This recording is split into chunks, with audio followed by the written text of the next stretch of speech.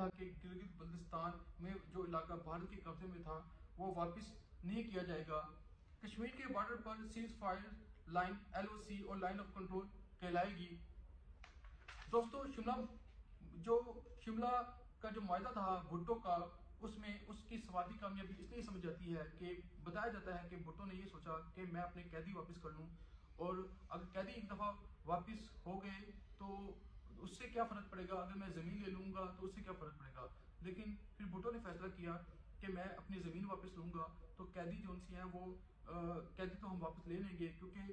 قیدی وہ کتنی دیر تک جو انڈیا اپنے پاس رکھ سکتا تھا، کیونکہ اس کے اوپر اکنامیکل برڈن پڑنا تھا، اتنے سارے جو قیدی تھے ان کی دیکھ بھال، ان کا کھانا پینا، ان کے رہن سہن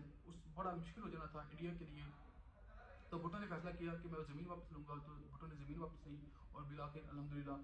زمین تو واپس ہوگی، اور ساتھ پھر بعد میں قیدی بھی انڈیا واپس کرنے پہ مجبور ہو گیا، اور یہ بھٹو کی بہت بڑی کامیابی تھی۔